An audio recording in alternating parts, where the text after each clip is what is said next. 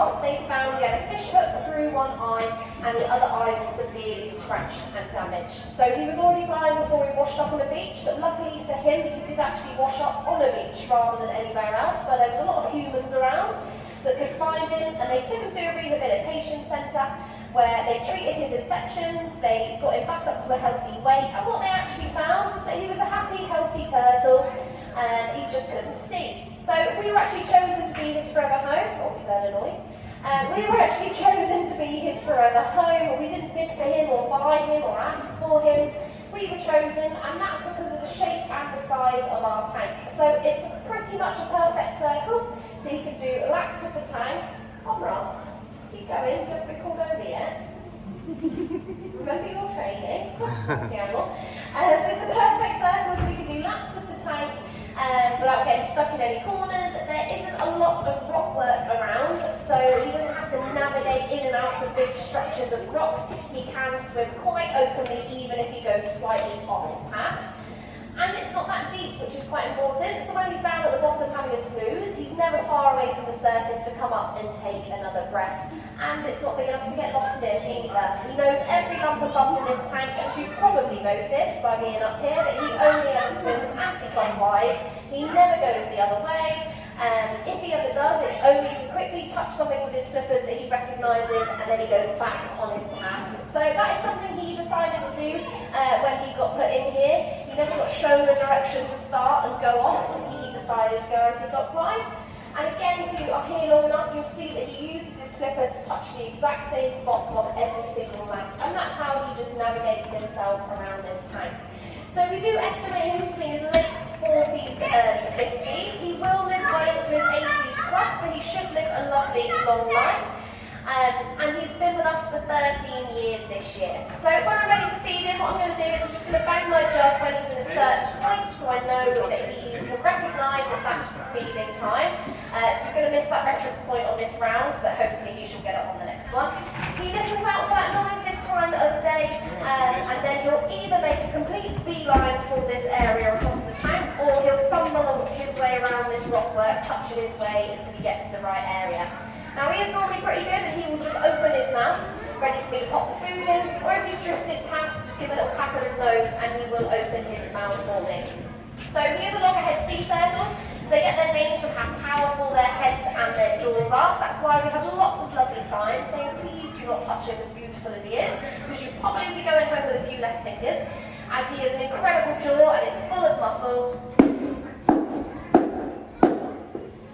As he is designed to eat anything with a big old crunchy shell on it. So his natural diet is crabs, lobsters, urchins, anything with a shell that he would crunch through. But now he lives a life of luxury in captivity. He absolutely refuses to chew anything too much. So we do try and slip a crab in his mouth about once a week or so.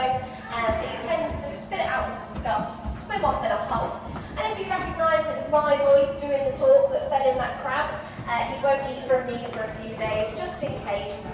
It risks him having to chew something again. So he is a little bit of a diva, but instead we feed him on alternatives such as like whiting fish, which is what I'm feeding him today, and he loves a bit of squid as well. So while he's eating, oh you missed that bit buddy, go not. So while he's eating you might be able to notice he's got he'll shoot some water out of his nostrils, or if he's eating underwater, some cloudiness will come out of those nostrils. And that's because he breathes air, so he cannot breathe underwater, but while he is eating, he does accidentally swallow quite a bit. So basically what he does, and it sounds rather gross, is he vomits his food back up into his throat before he swallows it. And in their throat, they have lots of rubbery spines that catch the food, and then just the water comes back out again. So if you want nightmares, please feel free to Google what the inside of a turtle's throat looks like. It's something out of a horror film, but I promise you it is there to keep him nice and safe, and isn't for another more sinister reason at all. So also while he's a little bit closer, you might be able to see he's got a few other little injuries on his shell. So at the very top of his shell, he's got a circular dent, which we think is from a spear gun. As turtle shells are sold on the black market for a lot of money, and in some countries, to have a turtle shell in your house is a sign of protection. So that is why a lot of turtle shells can get poached, but their shell shell there is no turtle. And then at the very bottom, of his shell, he's got quite a large chip, which is a lot more noticeable. And we think that's from a boat propeller.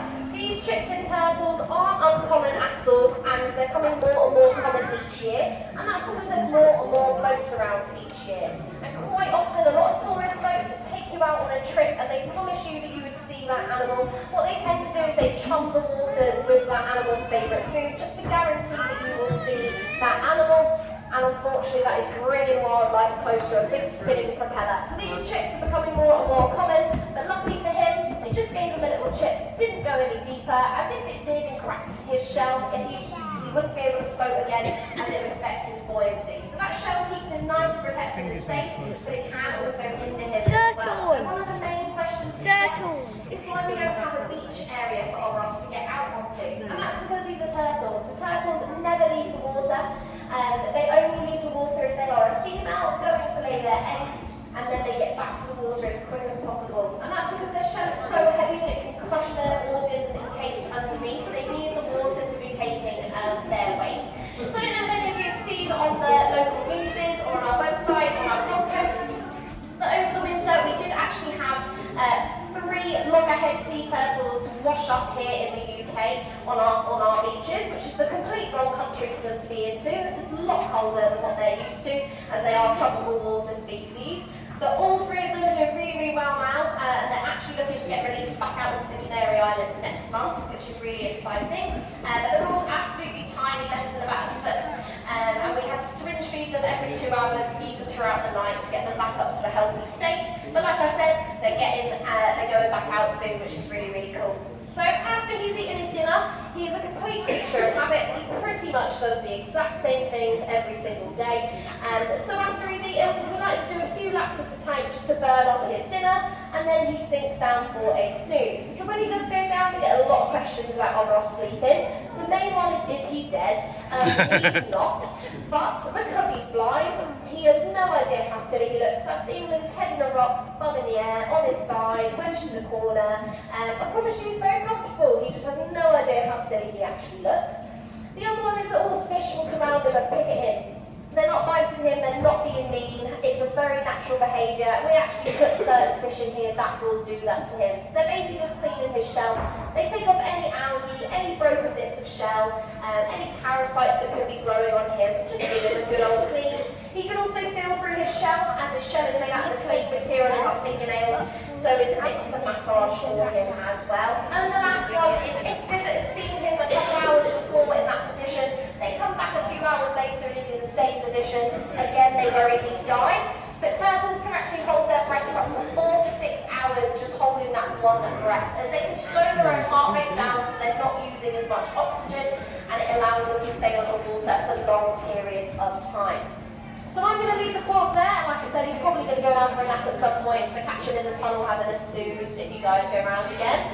I'm going to hop down a little behind me, so if anyone's got any questions about Oros or anything else in the aquarium, please feel free to come and ask me. I'll do my very best to answer. The next feed involving this tank is the 2 black tip reef sharks, so we feed those guys at 2:30. And thank you very much.